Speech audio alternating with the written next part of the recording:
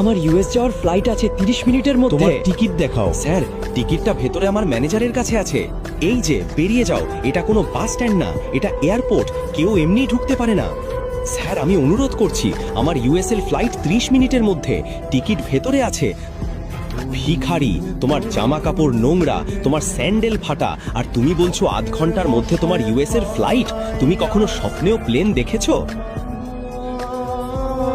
আমি ভিক্ষা করছি স্যার, আমার ফ্লাইট আছে, দয়া করে আমাকে যেতে দিন। এভাবে যেতে দেওয়া হবে না, আমি অনুরোধ করছি স্যার।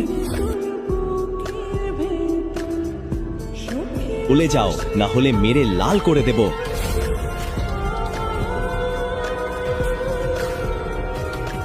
ও হ্যালো। ঠিক তখনই শিবমের স্ত্রী দৃষ্টি, যে শহরের সবচেয়ে ধনী পরিবারের মেয়ে, তার স্বামী শিবমকে সিআইএসএফ গার্ডের সামনে কাকুতি মিনতি করতে দেখে। শিবম আর দৃষ্টি কেবল নামমাত্র স্বামী স্ত্রী ছিল। দৃষ্টির দাদু জোর করে তাদের বিয়ে দিয়েছিলেন। তারপর শিবম ওদের বাড়িতে এসে এক প্রকার চাকর ও জামাই হিসাবে থাকতে শুরু করে।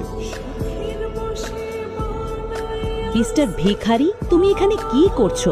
তুমি জানো তো আমার গুরুত্বপূর্ণ ইনভেস্টররা এখানে আসছেন। আমি তাদের স্বাগত জানাতে এসেছি।